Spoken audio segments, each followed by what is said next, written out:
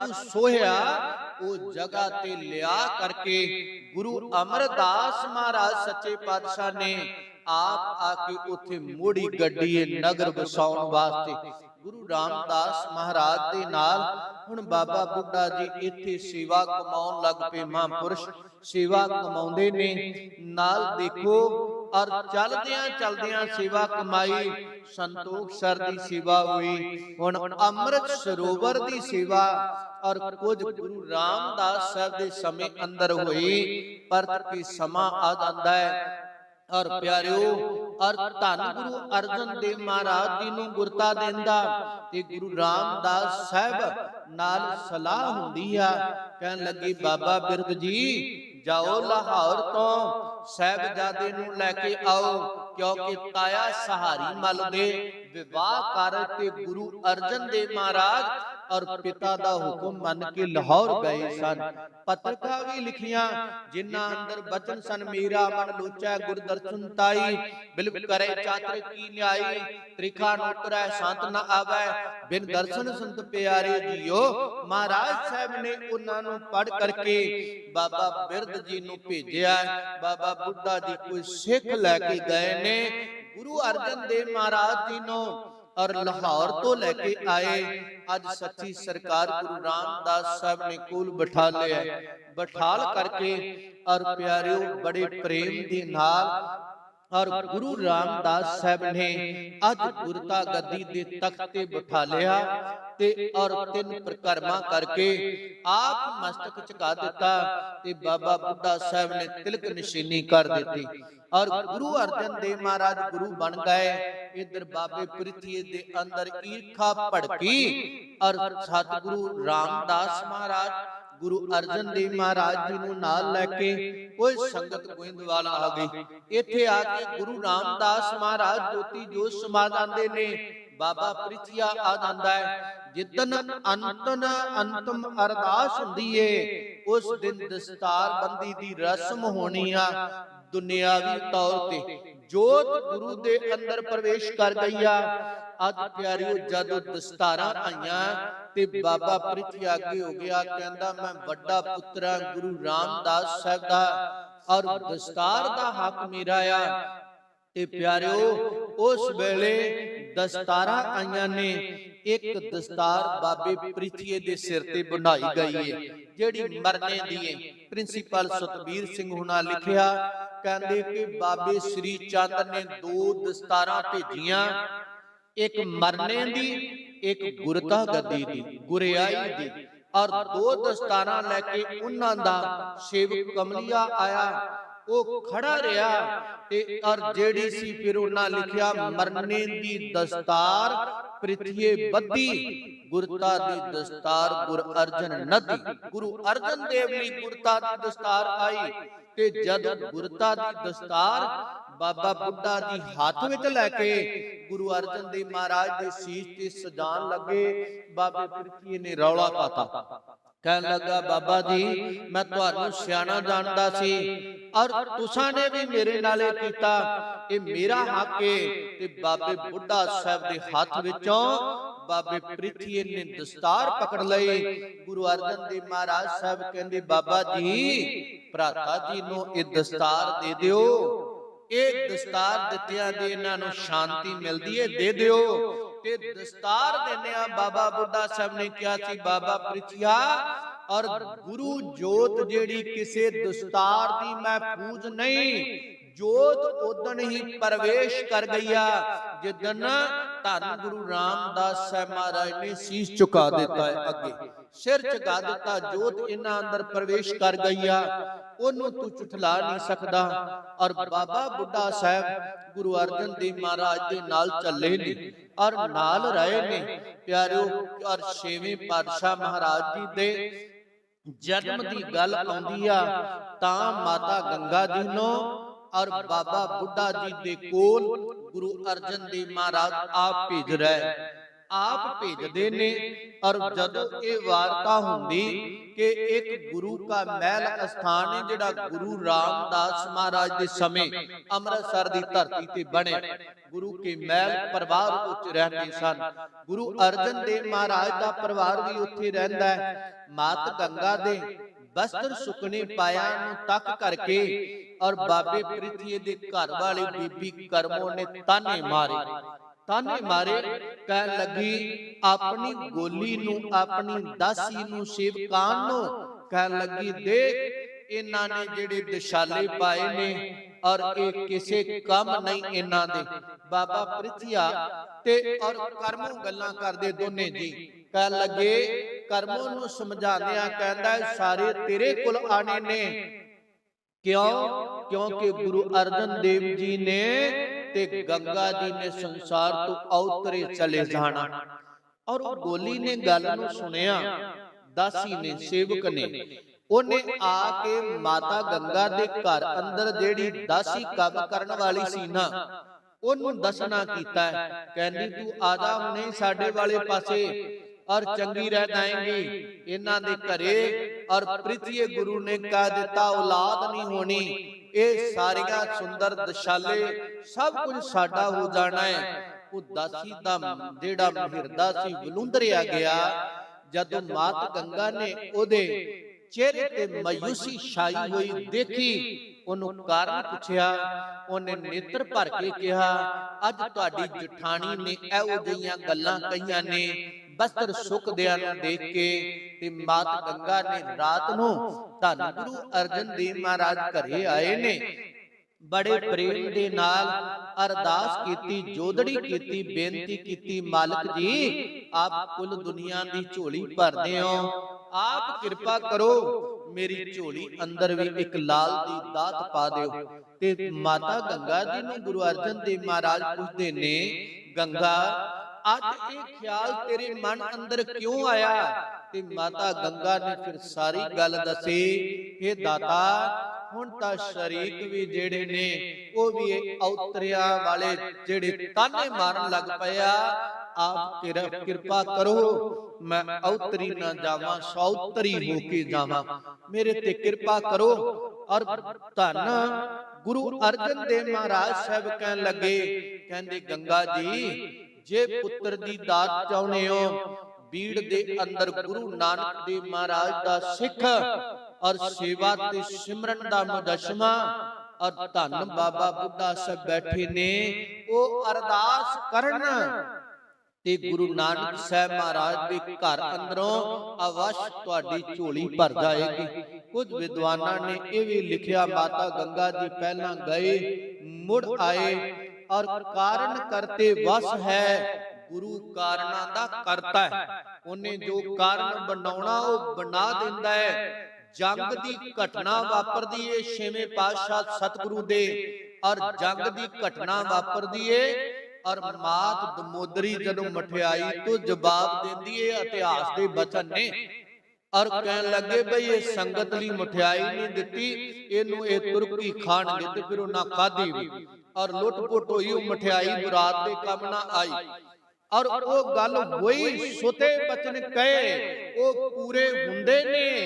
और जेड़ा बाबा बुड्ढा साहब ब्रह्म ज्ञानी आ ते ब्रह्म ज्ञानी की गत ब्रह्म ज्ञानी जाने गुरु अर्जन देव महाराज जानते ने। वो गुरु अर्जन देव महाराज दे विच मिले हुए ने, गुरु नानक साहब दा हिरदा ने। जो कारण बनाउणा है वो करते ने, संसार दा खेल रचाया किवें बनाउणा है।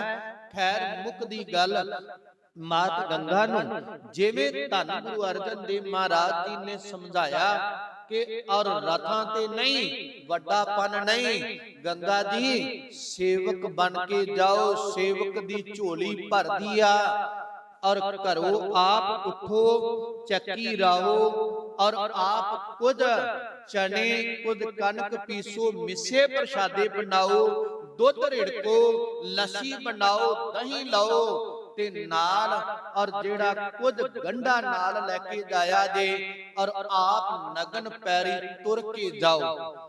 मात गंगा नूं रात नींद नहीं आई।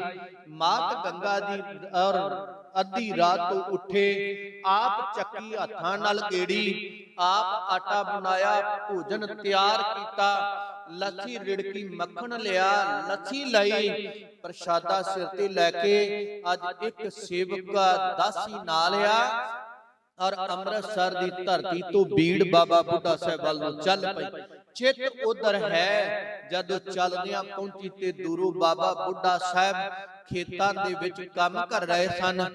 ਦੇਖਿਆ ਮਾਤਾ ਜੀ ਆਏ ਨੇ, ਆਪ ਅੱਗੇ ਨੂੰ ਵਧੇ ਨੇ, ਕਹਿਣ ਲੱਗੇ ਆਓ ਮਾਤਾ ਜੀ, ਔਰ ਅੱਜ ਭੁੱਖ ਬਹੁਤ ਲੱਗੀ ਹੋਈ ਆ, ਔਰ ਤੁਸਾਂ ਨੇ ਕਿੱਡੀ ਦੂਰੋਂ ਭੋਜਨ ਲੈ ਕੇ ਆ ਗਏ, ਅਜੇ ਇੱਧਰ ਪ੍ਰਸ਼ਾਦਾ ਤਿਆਰ ਨਹੀਂ ਹੋਇਆ। ਪਰ ਮਾਂ ਨੂੰ ਪਤਾ ਹੁੰਦਾ ਆ ਕਿ ਪੁੱਤਰ ਨੂੰ ਭੁੱਖ ਕਿੰਨੀ ਕੁ ਲੱਗੀ ਏ, ਮਾਂ ਸਮੇਂ ਤੇ ਪਹੁੰਚ ਜਾਂਦੀ।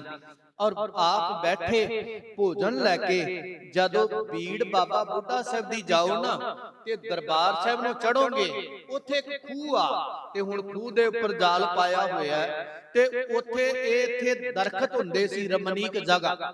ਇਸੇ ਖੂਹ ਚੋਂ ਖੇਤੀ ਲਈ ਪਾਣੀ ਵਰਤਿਆ ਜਾਂਦਾ ਸੀ, ਪੀਣ ਲਈ ਪਾਣੀ ਵਰਤਿਆ ਜਾਂਦਾ ਸੀ। ਔਰ ਉਹ ਖੂਹ ਦੇ ਨੇੜੇ ਬੈਠੇ ਬਾਬਾ ਬੁੱਢਾ ਸਾਹਿਬ बैठ करके और भोजन खोलिया, छकते पे ने, छकदिया दासी ने कहा बाबा जी हुण, और जेड़े ने शरीक मेने मारन लग पए कि इन्हां ने माता जी ने औतरे चले जाना है, इन्हां दे घर अंदर औलाद नहीं होनी।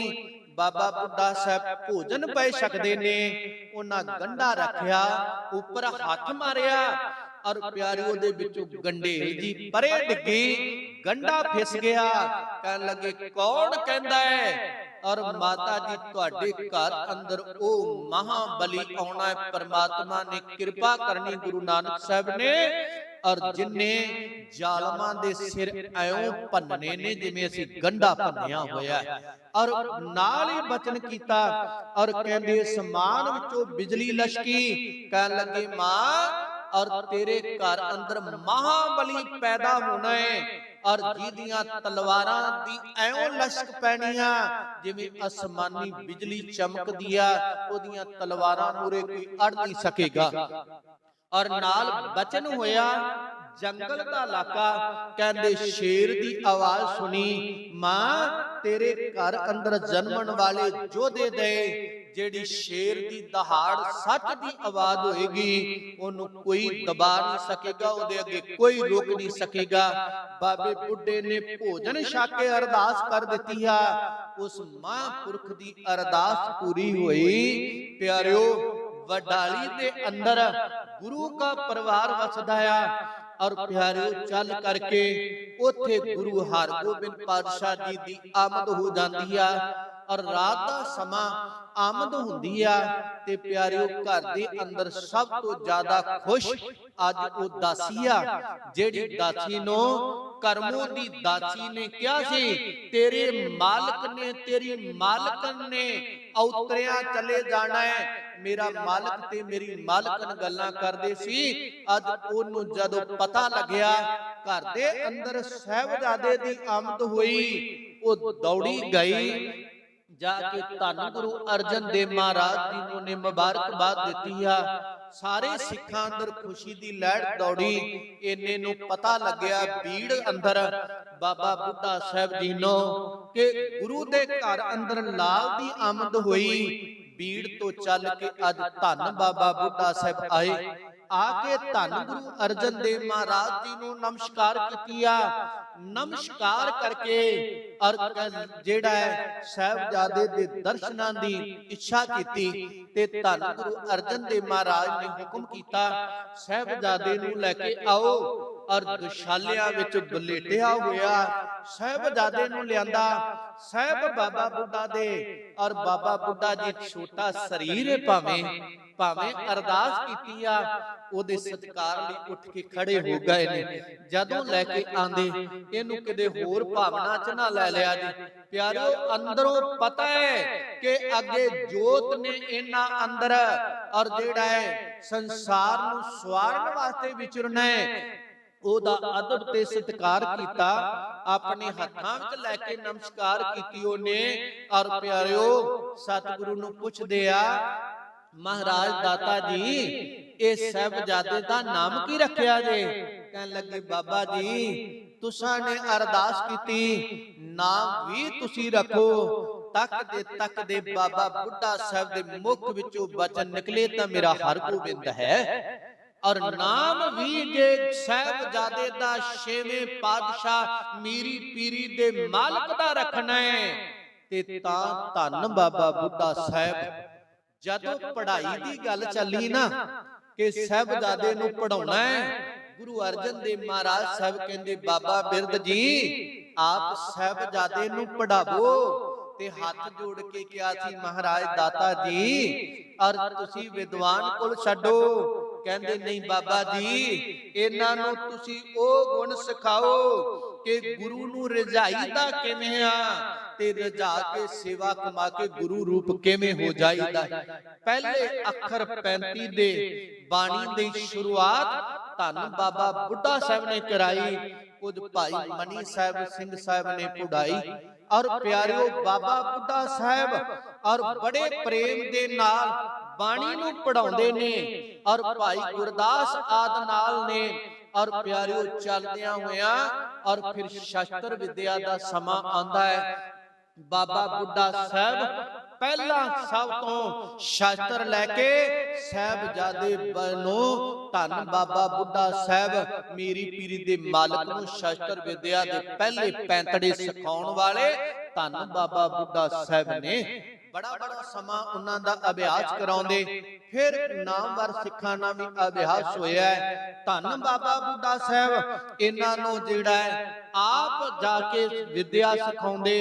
ਪੜ੍ਹਾਈ ਦੀ ਗੱਲ, ਨਾਮ ਦੀ ਗੱਲ ਫਿਰ ਪਰਤ ਕੇ ਜਿਹੜਾ ਆ ਔਰ ਗੁਰੂ ਹਰਗੋਬਿੰਦ ਪਾਤਸ਼ਾਹ ਮਹਾਰਾਜ ਦਾ ਸਮਾਂ ਆਉਂਦਾ ਹੈ ਔਰ ਉਹਨਾਂ ਦੇ ਘਰ ਅੰਦਰ ਜਨਮ ਗੁਰੂ ਤੇਗ ਬਹਾਦਰ ਸਾਹਿਬ ਦਾ ਹੁੰਦਾ ਹੈ। ਗੁਰੂ ਤੇਗ ਬਹਾਦਰ ਮਹਾਰਾਜ ਜੀ ਦੀ ਵਿਦਿਆ ਦੀ ਗੱਲ ਚੱਲਦੀ। ਗੁਰੂ ਹਰਗੋਬਿੰਦ ਪਾਤਸ਼ਾਹ ਮਹਾਰਾਜ ਔਰ ਬਾਬੇ ਬੁੱਢਾ ਸਾਹਿਬ ਦੇ ਕੋਲ ਲੈ ਕੇ ਜਾਂਦੇ, ਬਾਬਾ ਜੀ ਇਹਨਾਂ ਨੂੰ ਵਿਦਿਆ ਤੁਸੀਂ ਪੜਾਓ। ਤੇ ਬਾਬਾ ਜੀ ਕਹਿੰਦੇ ਆ ਦਾਤਾ ਮੈਂ ਬਿਰਧ ਹੋ ਚੁੱਕਾ ਆ, ਤੇਰੇ ਘਰ ਦੇ ਪਸ਼ੂ ਪਾਲਣ ਵਾਲਾ ਆ ਔਰ ਘਾਹ ਖੋਤਣ ਵਾਲਾ ਹੈ, ਇਹਨੂੰ ਕਿਸੇ ਵਿਦਵਾਨ ਕੋਲ ਛੱਡੋ।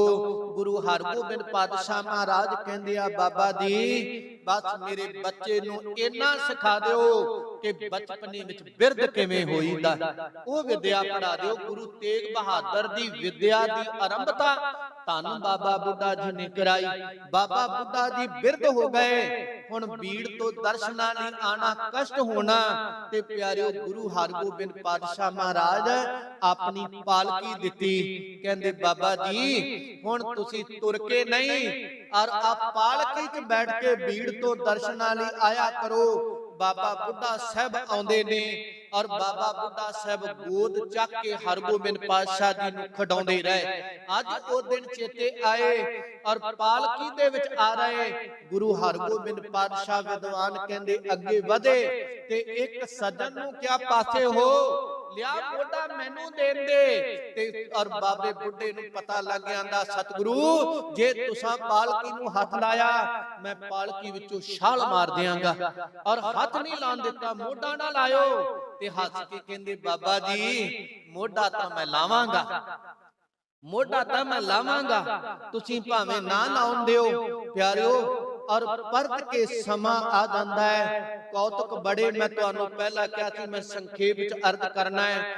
ਅਖੀਰਲਾ ਸਮਾਂ ਬਾਬੇ ਬੁੱਢੇ ਦਾ।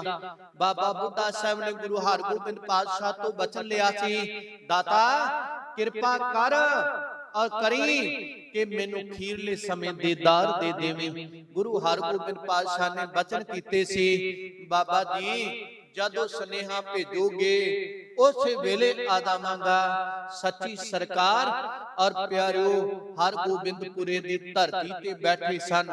ਦੀਵਾਨ ਸਜਿਆ ਔਰ ਸੁਨੇਹਾ ਗਿਆ ਰਮਦਾਸ ਤੋਂ ਕਿ ਬਾਬਾ ਜੀ ਨੇ ਬੁਲਾਇਆ ਹੈ। ਜਦੋਂ ਸੁਨੇਹਾ ਮਿਲਿਆ ਸੱਚੀ ਸਰਕਾਰ ਨੇ ਦੀਵਾਨ ਦੀ ਸਮਾਪਤੀ ਕੀਤੀ, ਚਾਲਾ ਮਾਰਤਾ। ਚੱਲਦੇ ਹੋਏ ਆ ਗਏ।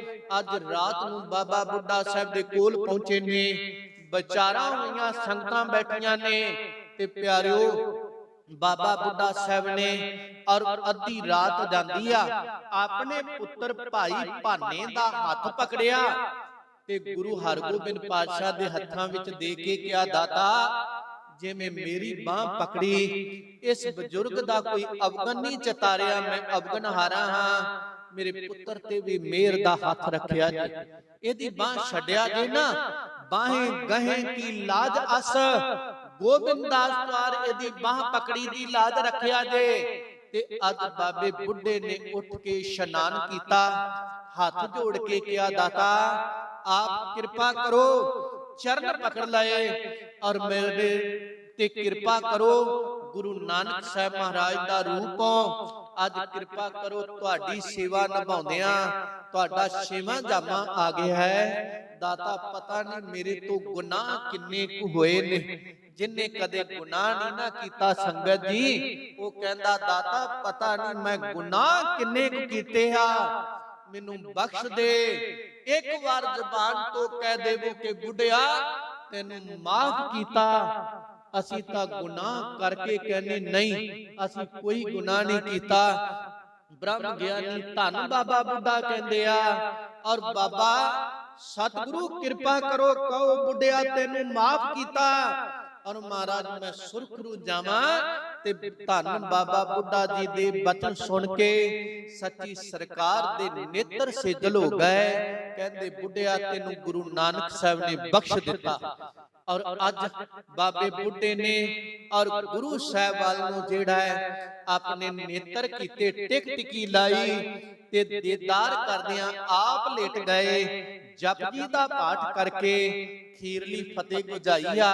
ਔਰ ਕੋਲ ਧੰਨ ਗੁਰੂ ਹਰਗੋਬਿੰਦ ਪਾਤਸ਼ਾਹ ਮਹਾਰਾਜ ਬੈਠੇ ਤੇ ਸਿਰ ਬਾਬੇ ਬੁੱਢੇ ਦਾ ਗੁਰੂ ਹਰਗੋਬਿੰਦ ਪਾਤਸ਼ਾਹ ਮਹਾਰਾਜ ਦੀ ਗੋਦ ਵਿੱਚ, ਔਰ ਅੱਖਾਂ ਨਾਲ ਦੀਦਾਰ ਕਰਦਾ ਖੀਰਲਾ ਸਵਾਸ ਲਿਆ। ਬਾਬੇ ਬੁੱਢੇ ਦੇ ਨੇਤਰਾਂ ਤੇ ਗੁਰੂ ਹਰਗੋਬਿੰਦ ਪਾਤਸ਼ਾਹ ਨੇ ਹੱਥ ਰੱਖਿਆ ਤੇ ਨਾਲ ਨੇਤਰ ਭਰ ਆਏ। ਔਰ ਨੇਤਰ ਭਰਿਆ ਨਾਲ ਕਹਿੰਦੇ ਸਿੱਖੋ ਤੁਹਾਨੂੰ ਵਧਾਈ ਹੋਵੇ।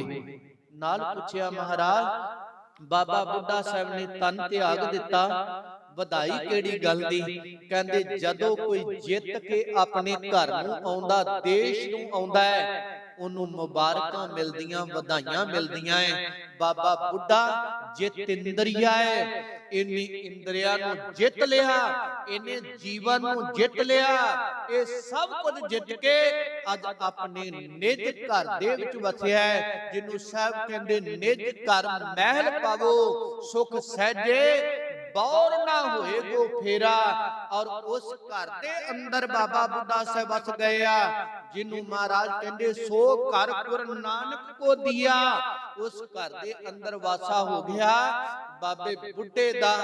ਆਪ ਇਸ਼ਨਾਨ ਗੁਰੂ ਹਰਗੋਬਿੰਦ ਪਾਤਸ਼ਾਹ ਮਹਾਰਾਜ ਨੇ ਕਰਾਇਆ ਤੇ ਸਾਹਿਬ ਨੇ ਬਚਨ ਕੀਤੇ ਸੀ ਨਾ ਬਾਬਾ ਜੀ ਮੋਢਾ ਤਾਂ ਮੈਂ ਦਿਆਂਗਾ। ਅੱਜ ਮਹਾਰਾਜ ਕਹਿੰਦੇ 4-3 ਕੰਧੀ ਹੋਰ ਲੱਗੋ। ਅੱਜ ਬਾਬੇ ਬੁੱਢੇ ਦੀ ਅਰਥੀ ਨੂੰ ਚੌਥਾ ਕੰਧਾ ਮੈਂ ਦੇਵਾਂਗਾ। ਔਰ ਅੱਜ 3 ਕੰਧੀ ਔਰ ਹੋਰ ਲੱਗੇ। ਚੌਥੇ ਗੁਰੂ ਹਰਗੋਬਿੰਦ ਪਾਤਸ਼ਾਹ ਆਪ ਲੱਗੇ ਤੇ ਜਿੱਥੇ ਔਰ ਪਿਆਰਿਓ ਔਰ ਸ਼ਮਸ਼ਾਨ ਭੂਮੀ ਜਿੱਥੇ ਅੰਤਮ ਸੰਸਕਾਰ ਕਰਨਾ ਸੀ ਨਾ, ਉਸ ਜਗ੍ਹਾ ਤੇ ਰਮਦਾਸ ਦੀ ਧਰਤੀ ਤੱਕ ਸੱਚੀ ਸਰਕਾਰ ਆਪ ਲੈ ਕੇ ਗਏ। ਆਪ ਅੰਗੀਠਾ ਚਿਣਿਆ, ਆਪ ਸਰੀਰ ਨੂੰ ਰੱਖਿਆ ਤੇ ਅੱਜ ਇੱਕ ਇੱਕ ਉਹ ਘਟਨਾ ਅੱਗੇ ਆ ਰਹੀ ਸੀ। ਬਾਬਾ ਬੁੱਢਾ ਪੜਾਉਂਦੇ ਨੇ, ਬਾਬਾ ਬੁੱਢਾ ਸ਼ਸਤਰ ਵਿਦਿਆ ਸਿਖਾਉਂਦੇ ਨੇ, ਬਾਬਾ ਬੁੱਢਾ ਜੀ ਵਾਰ-ਵਾਰ ਬਚਨ ਕਰਦੇ ਨੇ। ਬੜੀਆਂ ਘਟਨਾਵਾਂ ਨੇ ਉਹਨਾਂ ਦੇ ਜੀਵਨ ਦੀਆਂ। ਗੁਰੂ ਨੇ ਅੰਤਲਾ ਸਵਾਸ ਵੀ ਗੁਰੂ ਦੀ ਗੋਦ ਵਿੱਚੋਂ ਸਿੱਖ ਨੇ ਲਿਆ ਤੇ ਪਿਆਰਿਓ ਔਰ ਗੁਰੂ ਨੇ ਉਹਦਾ ਹੱਥੀਂ ਕਿਰਿਆ ਕਰਮ ਸਾਰਾ ਕੀਤਾ। ਉਸ ਮਹਾਂਪੁਰਸ਼ ਬ੍ਰਹਮ ਗਿਆਨੀ ਧੰਨ ਬਾਬਾ ਬੁੱਢਾ ਜੀ, ਜਿਨ੍ਹਾਂ ਦਾ ਅੱਜ ਜੋੜ ਮੇਲਾ ਬੀੜ ਬਾਬਾ ਬੁੱਢਾ ਸਾਹਿਬ ਵਿਖੇ ਮਨਾਇਆ ਜਾ ਰਿਹਾ ਹੈ। ਔਰ ਉਹਨਾਂ ਨੂੰ ਸਿਜਦਾ ਹੈ। ਉਹਨਾਂ ਦੇ ਸਮੁੰਦਰ ਇਤਿਹਾਸ ਵਿੱਚੋਂ ਮੈਂ ਮੋਟੀਆਂ-ਮੋਟੀਆਂ ਗੱਲਾਂ ਆਪ ਨਾਲ ਕੀਤੀਆਂ ਨੇ। ਘਟਨਾਵਾਂ ਬੜੀਆਂ ਨੇ, ਬਹੁਤ ਜ਼ਿਆਦਾ ਲੰਬਾ ਬਾਬਾ ਬੁੱਢਾ ਸਾਹਿਬ ਦਾ ਜੀਵਨ ਹੈ। ਬਾਬਾ ਬੁੱਢਾ ਸਾਹਿਬ ਨੇ 125 ਵਰੇ ਦੀ ਸਰੀਰਕ ਆਜੂ ਭੋਗੀ ਹੈ। 12 ਸਾਲ ਦੀ ਉਮਰ ਵਿੱਚ ਗੁਰੂ ਨਾਨਕ ਸਾਹਿਬ ਜੀ ਨੂੰ ਮਿਲੇ ਨੇ। 113 ਸਾਲ ਗੁਰੂ ਨਾਨਕ ਸਾਹਿਬ ਮਹਾਰਾਜ ਦੀ ਜੋਤ ਦੀ ਸੇਵਾ ਕੀਤੀ, ਗੁਰੂ ਘਰ ਦੀ ਸੇਵਾ ਕੀਤੀ ਆ। ਉਹਨਾਂ ਦਾ ਜੀਵਨ, ਉਹਨਾਂ ਦੇ ਕੁਝ ਔਰ ਜਿਹੜੇ ਨੇ ਇਤਿਹਾਸ ਦੇ ਵਿੱਚੋਂ ਔਰ ਤਰੰਗਾਂ ਦਾ ਔਰ ਜਿਹੜੇ ਆਪ ਨਾਲ ਸਾਂਝੀਆਂ ਕੀਤੀਆਂ ਨੇ, ਉਹ ਮਹਾਪੁਰਸ਼ ਗੁਰਸਿੱਖ ਜਿਨੇ ਕਮਾਈ ਕੀਤੀ ਆ। ਅਸੀਂ ਵੀ ਗੁਰੂ ਨੂੰ ਰਜਾਈਏ, ਗੁਰੂ ਨਾਲ ਆਪਾ ਜੀਵਨ ਨਸ਼ਾਵਰ ਕਰੀਏ, ਗੁਰੂ ਗੁਰੂ ਜਪੀਏ, ਤਾਂ ਸਾਡਾ ਆਇਆ ਸਫਲਾ ਹੋਣਾ ਹੈ। ਤਾਂ ਗੁਰੂ ਫਿਰ ਸਾਨੂੰ ਗੋਦ ਦਿੰਦਾ ਹੈ। ਸਰਗੁਣਤਾ ਸਰੀਰ ਸਹਿਤ ਵੀ ਤੇ ਪਿਆਰਿਓ ਉਦੋਂ ਬਾਅਦ ਵੀ। ਅੱਜ ਬਾਬਾ ਕਬੀਰ ਸਾਹਿਬ ਮਹਾਰਾਜ ਨੇ ਬਚਨ ਕਹੇ ਨਾ, ਕਹਿੰਦੇ ਏਕ ਜੋ ਸਾਧੂ ਮੋਹ ਮਿਲਿਓ ਤਿਨ ਲਿਓ ਅੰਚਲ ਲਾਏ। ਕਹਿੰਦੇ ਇੱਕ ਸਾਧੂ ਮੈਨੂੰ ਮਿਲ ਗਿਆ ਜਿਨੇ ਅੰਚਲ ਲਾ ਲਿਆ ਔਰ ਜਿਉਂਦਿਆਂ ਵੀ ਗੋਦ ਵਿੱਚ ਰੱਖਿਆ, ਜਿਉਂਦਿਆਂ ਵੀ ਨਾਲ ਰੱਖਿਆ, ਮਰਨ ਤੋਂ ਬਾਅਦ ਵੱਖ ਨਹੀਂ ਕੀਤਾ, ਆਪਣੇ ਵਿੱਚ ਸੰਭਾਲਿਆ। ਬਾਬਾ ਬੁੱਢਾ ਸਾਹਿਬ ਔਰ ਜਿਉਂਦੇ ਜੀ ਵੀ ਗੁਰੂ ਜੋਤ ਦੇ ਨਾਲ ਰਿਹਾ, ਤੇ ਜਿੱਦਣ ਤਨ ਤਿਆਗਿਆ ਔਰ ਖੀਰਲਾ ਸਵਾਸ ਵੀ ਗੁਰੂ ਦੀ ਗੋਦ ਅੰਦਰ, ਤੇ ਸਵਾਸ ਨਿਕਲਦਿਆਂ ਸਾਧ ਗੁਰੂ ਦਾ ਰੂਪ ਹੋ ਗਿਆ। ਇੱਕ ਮੇਕਤਾ ਹਾਸਲ ਕਰ ਲਈ ਕਿ ਅਸੀਂ ਵੀ ਉਹ ਅੰਚ ਲਗਾਈਏ, ਅਸੀਂ ਵੀ ਉਹ ਪੱਲਾ ਪਕੜੀਏ, ਸਾਡਾ ਵੀ ਆਇਆ ਸਫਲਾ ਹੋ ਜਾਵੇ। ਇਤਿਹਾਸ ਬੋਲਦਿਆਂ ਬੇਅੰਤ ਪ੍ਰਕਾਰ ਦੀਆਂ ਤਰੁੱਟੀਆਂ ਗਲਤੀਆਂ ਰਹਿ ਜਾਂਦੀਆਂ। ਸੰਖੇਪ ਰੂਪ ਅੰਦਰ ਆਪ ਨਾਲ ਬਾਬਾ ਬੁੱਢਾ ਸਾਹਿਬ ਦੇ ਇਤਿਹਾਸ ਵਿੱਚ ਸਾਂਝ ਪਾਈ। ਇੰਨੀਆਂ ਬੇਨਤੀਆਂ ਪ੍ਰਵਾਨ ਸਾਹਿਬ ਸਾਨੂੰ ਸਿੱਧਕ ਭਰੋਸਾ ਬਖਸ਼ੇ, ਅਰਦਾਸ ਵਿੱਚ ਸ਼ਾਮਲ ਹੋਈਏ। ਇੰਨੀਆਂ ਕੁ ਬੇਨਤੀਆਂ ਪ੍ਰਵਾਨ ਕਰਨੀਆਂ। ਵਾਹਿਗੁਰੂ ਜੀ ਕਾ ਖਾਲਸਾ, ਵਾਹਿਗੁਰੂ